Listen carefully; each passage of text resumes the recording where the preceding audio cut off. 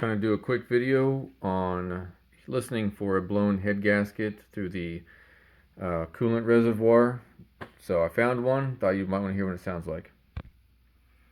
So we're just going to have the spark plug out and the ignition coil and get our, if you just got shop air, you don't even need this. I just like to have percentages. We just need shop air directly into the hole. Just take your hose, you got to make sure it's open-ended. It can't be like a compression gauge hose. Thread it in there. Alright, shop air is hooked up. Get your gauge set to 0 and hook these guys up. I got it hooked up. We got pressure building. So it looks like there's not a lot of leakage, but let's listen. Can you hear that gurgling? What's this? You hear that?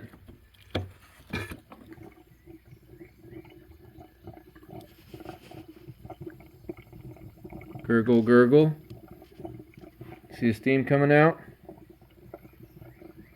Yep. So when you hook this up, it doesn't even matter what top dead center is on the cylinder.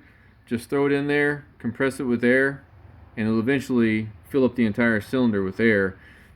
Either it's going to leak or it's not. So anyway, that's the one. As far as verifying through the coolant reservoir or through the coolant housing that you got a blown head gasket, because the air leaking through that cylinder should not go into your coolant unless the head gasket's blown. Hope it helped you out. Thanks.